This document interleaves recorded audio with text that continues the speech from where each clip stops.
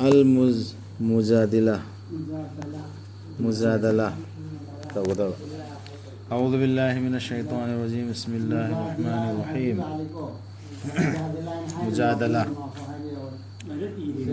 قد سمع الله قول التي تجادلك في زوجها وتشتكي إلى الله والله يسمع تحاوركما إن الله سميع بصير. الذين يجاهرون منكم من نسائهم ما هم أمهاتهم إن أمهاتهم إلا اللائي ولدنهم وإنهم ليقولون منكرا من القول وزورا وإن الله لعفو غفور. والذين يجاهرون من نسائهم ثم يعودون لما قالوا فتحرير رقبة من قبل أن يتماسا ذلكم توعظون به والله بما تعملون خبير. فمن لم يجد فصيام شهرين متتابعين من قبل أن يتماسا فمن لم يستطع فإطعام 60 مسكينا ذلك لتؤمنوا بالله ورسوله وتلك حدود الله وللكافرين عذاب أليم. إن الذين يحادون الله ورسوله كبتوا كما كبت الذين من قبلهم وقد أنزلنا آيات بينات وللكافرين عذاب مهين. soydanamak allahna tare o muhammad sallallahu alaihi wasallam nangonda marai yetliba nupidugi wadu magi nipagi maramda sikanano khawla bint salaba kauba nupi amabu magi nipa aus as samitna inthok tuna thambibagi wathok pai no pinin inthok tuna thambai nei amasung mana wakat chabadu allah da adu su tare ba ai khange hain allah na tare na khoi anina ngang na badu ta sena mak allah di tabani ubani matai manau khatna ba inthok na ba sauna abdul allah na tare adu bisar tor ka dur mi ta ga damishi नखोगी मनुंगदगी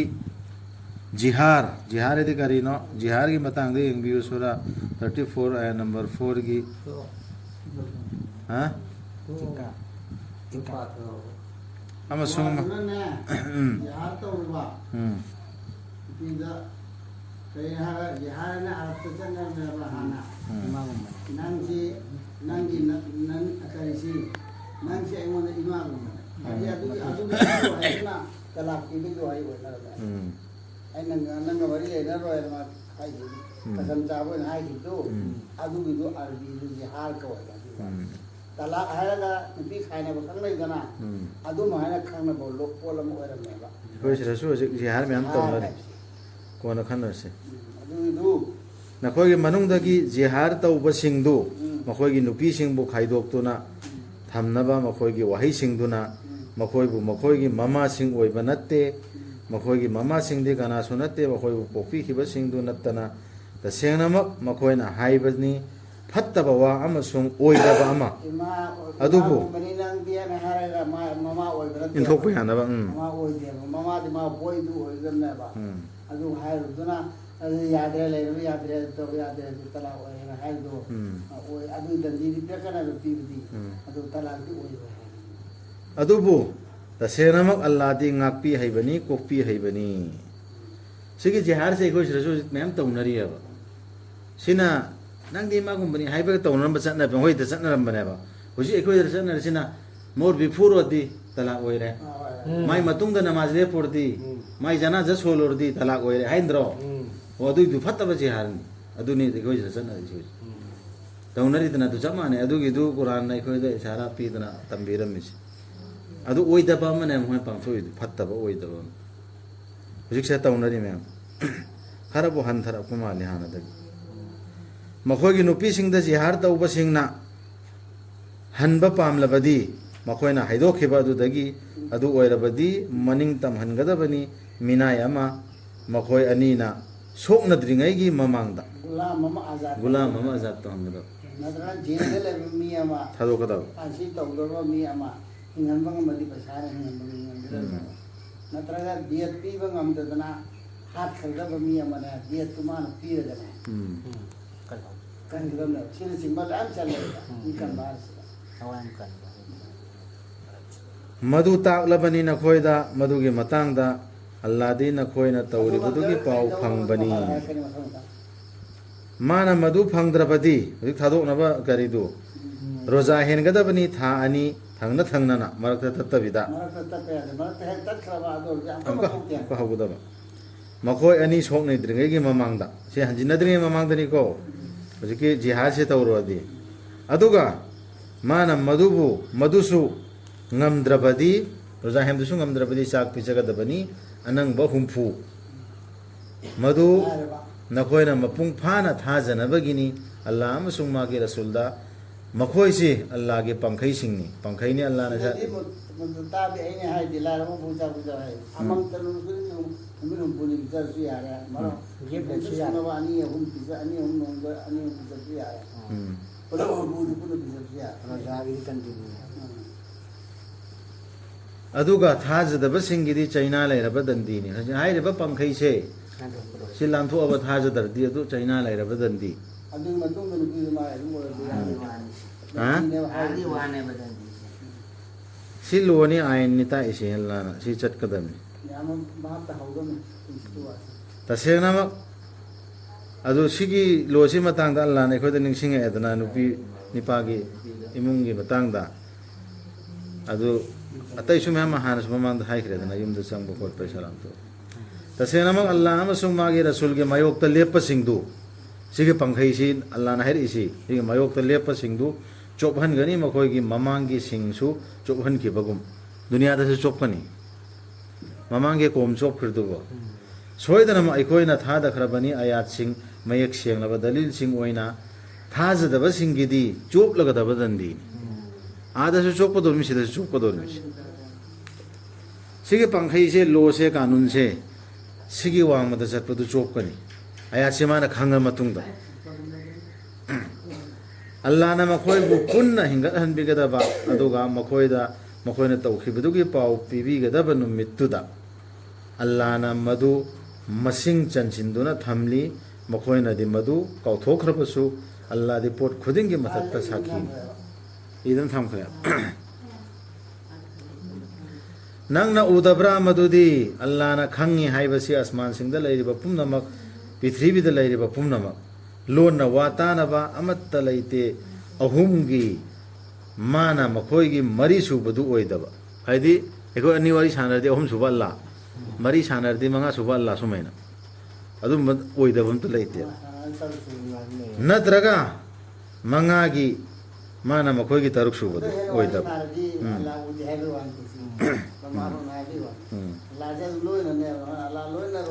सिगे या सिदा मुन्ना खंथब परमा फजबा पौता अमसु fungi मी चमगागी अपुनबा worry ओइगेरा मजलिस ओइगेरा other अल्लाह के against नंगांग नबियादे इजमा ओइखरमी एना लोम पुथोइसे इजमा ओइखरमेना इजमा दु मी चमगा फममसु चमगा अम्मा अल्लाह लैरिया अल्लाह के लोदुगी अंगम खै लांथोकप यारोय आयातोगी इजमा से अल्लाह ना हारिस ओइगदा खंथगदमे कुरान से खंथगदमे को लौसिंग lying ngahakten ayatsing natraga madudagi hanthaba oirabasu natraga hengatpatu hairisi makada adagi hanthaba orchu manga dore hengat kharsu Allah yaudab yaude adudi Allah ge pangkhai dore khoi lanthok yare braba ijma ummat ki ijma hairone ꯁꯤ ꯈꯟꯊꯗꯕꯩꯅꯤ ꯃꯣꯏꯅ ꯑꯌꯥꯠꯁꯤꯡ ꯑꯔꯥꯟꯕꯗꯤ ꯉꯥꯎꯔꯁꯨ ꯑꯗꯨꯝ ꯏꯖꯃꯥꯗꯤ ꯆꯠꯀꯗ꯭ꯔꯥ ꯍꯥꯏꯕ ꯁꯨꯞꯖꯥ ꯌꯥꯔꯣꯏꯕ ꯅꯠꯇ꯭ꯔꯒ ꯍꯦꯟꯒꯠꯄ ꯑꯣꯏꯔꯕꯁꯨ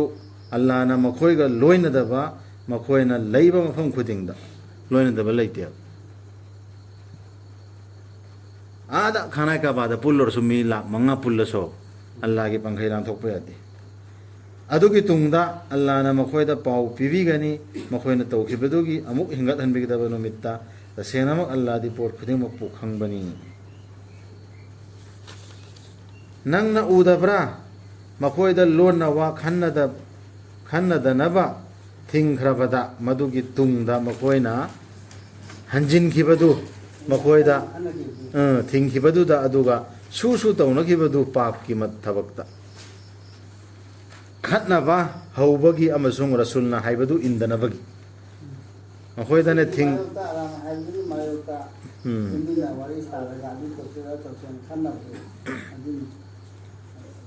अदुगा मखोयना नंगोंदा लाकपा मतमदा मखोयना कौवी नंगबु अल्लाहना नंगबु कौदबा वहीना यहूदी सिंह नसिगे फुनोसी यंगसिको यहूदी सिंह ना रसूल थेनबा मतमदा अस्सलामु अलैकुम नंगोंदा शांति ओइसनु हाइबगी महुत्ता लयेंग सेंगदबा साजिनदुना असामु हाइरंबदु अस्सलामु अलैकुम नंग द सिरो आय आर्थनि सि नंग द सिरो हाइकी आयात असिना पल्लिबसी मखोयगी मसिगी लिचतसिबुनि करम बयातना इसकिदो नंबु कौबदा वहीना अदुगा मखोयना हाय मसागी नुंगदा करीगी अल्लाहना दंदी पीदबगे अखोयना हाइखिबा अदुगी मसागी नुंगदा खंजबा हाइजबदो लान फोंदोरे इमी अखोयना सुमेना हाइरे रसूलदा तुगचबो हाइरे हाइरा मतुंगदा अजाब लाक्त्रि से कोइदा हंगदे करगिनो मखोय मसाई नुंगदा हाइजबदो लान फोंदोरे मति ओगलबनी मखोयगेदी जहन्नमना मसाबो चाखेत हंजनबा मधुदा फटखिद्रबनीदा मधुगी पंथों फमदु कनागुमम सिदा तौनिंग तौरे कुरान के अगेंस्ट द चले अल्लाह के रसूल के अगेंस्ट द चले दुई मतुंगदा मादे अवा बता देना नै खोन खनबदु खनलोइदा अदु अल्लाह ना खंगे में अल्लाह ने विचार तौने मा नुंगाइदना याई फदना सिदा कियदना मौदन लैरसु मा गी हिसाब तो लान तौखिने अदुना अखोयना अल्लाह ने अदुसु खंबे यादे अदुसु यादे खंबे यादे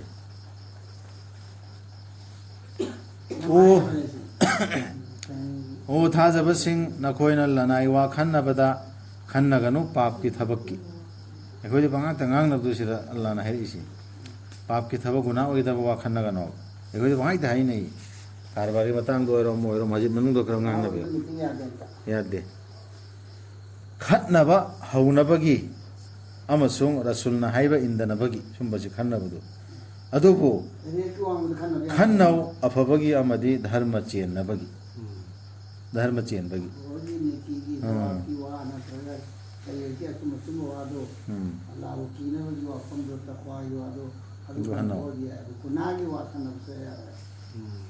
अल्लाहबु कियो मंगोंदा नखोयबु अमुक खोमजिन बिगदबनी खोमजन बिगदब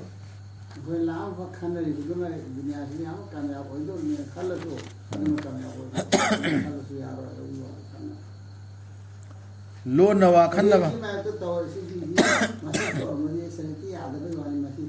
आदि मसी तो हम कान कौन तो बात तो लोरे का नहीं जो इस्लाम में ना हो तो कौन जवाब तो सी आज तो बात तो कौन सी पंग देना अदुम बनी से लोन नवा खन्नबा हाइबसिदी सुपनगी शैतानदगी हौरकपनी मदुना थाजब सिंहबु वाहन्नबा लोन खन्नबा वायसे शैतानदे हौरकपने कमैना हौरखी इमान वाला सिंह वानबा अदुबु माना करिसु सोखनबा ngamloi नखोय मखोयबु अल्लाहगे अयाबा याउदना अदुना अल्लाहदा थाजब थंबा ओइसनु थाजब सिंह लामा लोन प्लान म्याम होलसु माहन बंगा मोय सी थाजगदमी चेन सिगी सी चेन थाजगदमी ओ थाजब सिंह नखोयदा मितिन फम सिंहदा खरा कोमथोकु हाइरकपम कोमथोकु मित सिदा करिगी फो याउरियबा मीटिंग तौफमगी नत्रगा मजलिस की फमफमगी आदाब ताइमी आदाब ओ थाजबसिंग नखोयदा मीटिंग फमसिंगदा खरा कोमथोकु हायरकदा कोमथोकु अल्लाह नसु कोमथोक पिगनी नखोयदा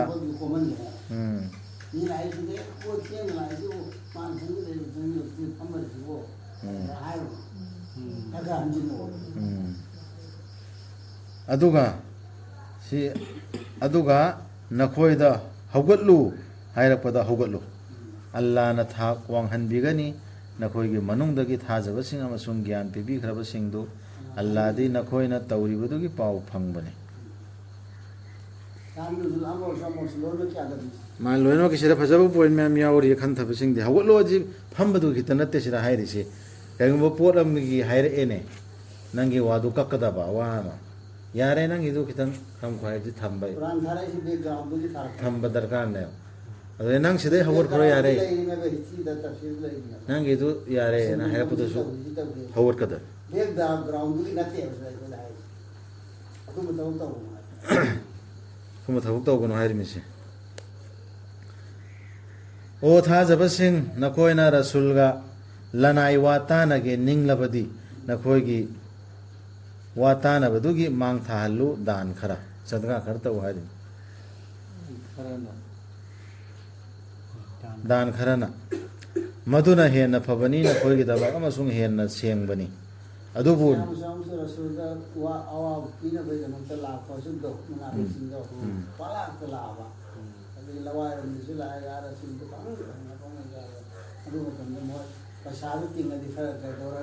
shani tawhari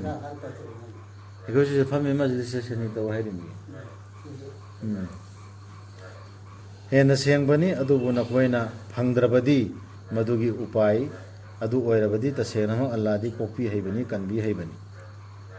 adu idi kaisu Allah na khoida pa laitadon lairadi acha thak tawsillo hairimi paisa angam budu taw hairi kibra na khoina wa tana dringai gi mamangda dan khara pithokpadu kibra ba na khoina madu tawdrabasu Allah na nungsina onsan bire na khoida aduna namaz pukhatlu zakat piyu amasung Allah na haiba illu amasung magi rasulna Allah na haiba illu amasung magi rasulna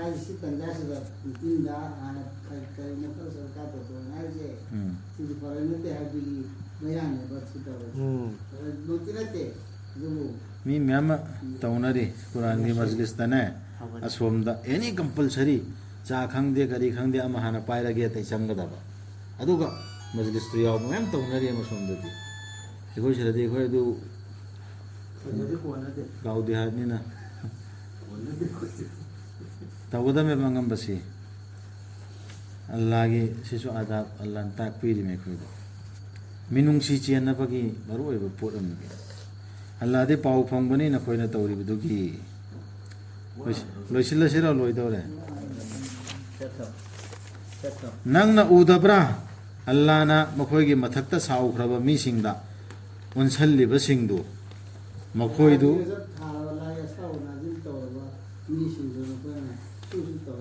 उनसल्लिबा मखोइदु नखोइगिसु नत्रे मखोइगिसु नत्रे मखोइना ओइदबदा वसकी मखोइना खंगना खंगना मखोइ मसेनगिसु ओइद्रबा नखोइगिसु ओइद्रबने कांगुने हुजिकिदु अल्लाह ना थौरांग तौरे मखोइगी धमक साथीबा दंदी तसेनमक मखोइदु फत्तबनी मखोइना तौरि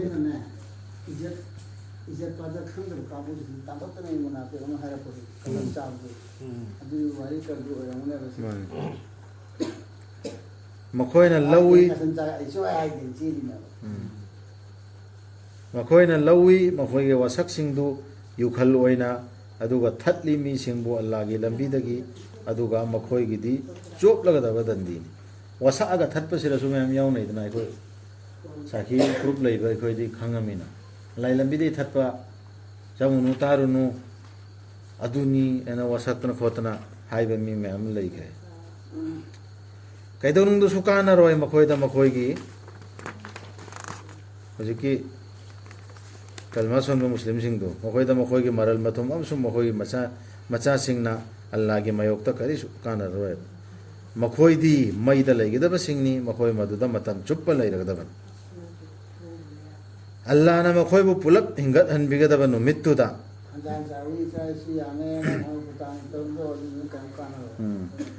ꯑꯜꯂꯥꯍꯅ ꯃꯈꯣꯏꯕꯨ ꯄꯨꯂꯞ ꯍꯤꯡꯒꯠꯍꯟꯕꯤꯒꯗꯕ ꯅꯨꯃꯤꯠꯇꯨꯗ ꯃꯈꯣꯏꯅ ꯑꯜꯂꯥꯍꯗ ꯋꯥꯁꯛꯀꯅꯤ ꯃꯈꯣꯏꯅ ꯅꯈꯣꯏꯗ ꯋꯥꯁꯛꯄꯒꯨꯝ ꯀꯌꯥꯃꯠꯇꯁꯨ ꯋꯥꯁꯛꯀꯗꯧꯔꯤꯑꯕ ꯑꯗꯨꯒ ꯃꯈꯣꯏꯅ ꯈꯟꯒꯅꯤ ꯃꯗꯨꯗꯤ ꯃꯈꯣꯏ ꯀꯔꯤꯒꯨꯝꯕ ꯈꯔꯗ ꯂꯦꯞꯆꯔꯤꯕꯅꯤ ꯍꯥꯏꯅ ꯑꯣ ꯃꯈꯣꯏ ꯆꯨꯝꯃꯤ ꯑꯩꯈꯣꯏꯁꯨ ꯀꯔꯤꯒꯨꯝꯕ ꯈꯔꯗꯤ ꯇꯧꯔꯤ ꯑꯜꯂꯥꯍꯅ ꯄꯥꯝꯅꯕ ꯊꯕꯛ ꯈꯔꯗꯤ ꯇꯧꯔꯤꯑꯅ ꯈꯜꯂꯤ ꯌꯦꯡꯉꯨ ꯇꯁꯦꯡꯅ ꯃꯈꯣꯏꯗꯨ ꯃꯤꯅꯝꯕꯁꯤꯡ ꯆꯦ ꯑꯩꯈꯣꯏ ꯃꯔꯛꯇ ꯂꯩꯕ ꯃꯤ ꯅꯠꯇ꯭ꯔꯣ ꯍꯥꯏꯔꯤꯁꯦ ꯅꯝꯊꯨꯈ꯭ꯔꯕꯅꯤ ꯃꯈꯣꯏꯕꯨ ꯁꯩꯇꯥꯟꯅ ꯑꯗꯨꯒ ꯀꯥꯎꯍꯟꯈ꯭ꯔꯕꯅꯤ ꯃꯈꯣꯏꯕꯨ ꯑꯜꯂꯥꯍꯕꯨ ꯅꯤꯡꯁꯤꯡꯕꯗꯨ ꯃꯈꯣꯏꯗꯨ ꯁꯩꯇꯥꯟꯒꯤ ꯀꯥꯡꯕꯨꯅꯤ ꯌꯦꯡꯉꯨ ꯇꯁꯦꯡꯅꯃꯛ ꯁꯩꯇꯥꯟꯒꯤ ꯀꯥꯡꯕꯨꯗꯤ ꯃꯈꯣꯏꯗꯤ ꯃꯥꯡꯖꯔꯕꯁꯤꯡ ꯑꯜꯂꯥꯍꯕꯨ ꯅꯤꯡꯁꯤꯡꯗꯦ ꯀꯥꯎꯈ꯭ꯔꯦ ꯅꯃꯥꯖ ꯁꯣꯟꯗ꯭ꯔꯦ ꯑꯗꯨꯗ ꯍꯥꯏꯕ ꯅꯠꯇꯦ ꯖꯀꯥꯠ ꯄꯤꯗ꯭ꯔꯦ ꯑꯗꯨꯗ ꯍꯥꯏꯕ ꯅꯠꯇꯦ ꯖꯀꯥꯠꯁꯨ ꯄꯤꯔꯤ ꯅꯃꯥꯖꯁꯨ ꯁꯣꯜꯂꯤ ꯍꯖꯁꯨ ꯇꯧꯔꯤ ꯑꯗꯨꯒ ꯑꯜꯂꯥꯍꯕꯨ ꯅꯤꯡꯁꯤꯡꯗꯦ ꯀꯥꯎꯔꯦ ꯑꯜꯂꯥꯍꯅ ꯍꯥꯏꯔꯤꯕ ꯂꯣꯁꯤꯡꯗꯨ ꯐꯣꯂꯣ ꯇꯧꯗꯦ ꯀꯥꯎꯔ ꯆꯠꯂꯤ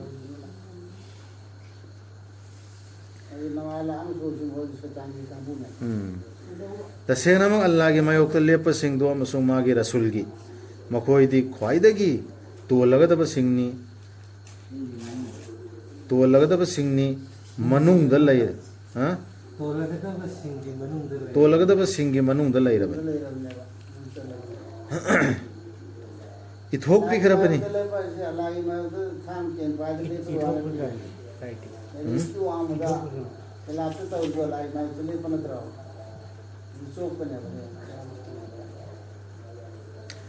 इथोक पिखरबनी फरज तौखरबनी हाइबुंबनी सी सोइदनमक अइना हाइदि अल्लाहना मथक थोंगनी अइ अमसुंग अइगी रसूल सिंगना तसेंगनमक अल्लाहदी शक्ति लैबनी पंगल सी रसूल सिंग लाइबा पैगंबर लाखरिब सिंगसे सिक्सना लोइना मथक थोंगने दुनिया सिदा लामा शैतान की प्लान सिला असु यारोय माय पा होय रसूल सिंगी तबलीग में नंदा काम कर मुमकिन है नबी हाथ पे आओ तो जो रसूल ओइना पता लाख रसूल से हालन दे दुनी सी आए अल्लाह अलाना हादे इदले ला अगले वन आईना ngam बनी सोदना रसूल सिंगी दुनिया माय तबलीग का चिन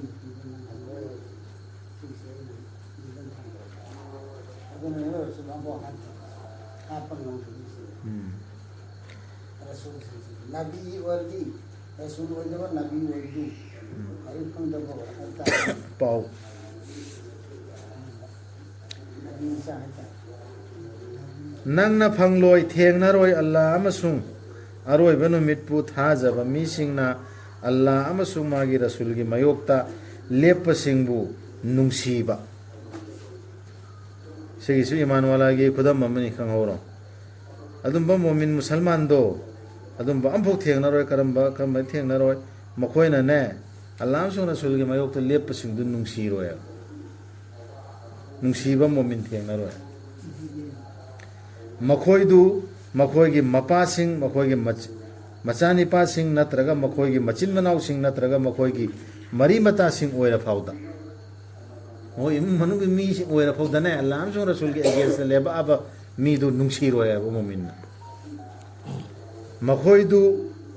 येकपीखरबनी अल्लाहना मखोयगी थमोयसिंगदा इ थमोयदा येकप्रे येकतब्रे दो दुम येंगो थाजबा हाइबदु अमसुंग सौगटपीखरबनी मखोयबु अल्लाहदगी थाबीखिबा रूहना रूहसि करिनो खंदे अल्लाहदगी थाबीखिबा रूहना ने सौगटपीखरे चंगहन बिगनी मखोयबु रूहसे सपोर्ट तमदम ता लाम थाजिन खरे रूहसि करिनो आबदु दिखन थवाय ना हायरो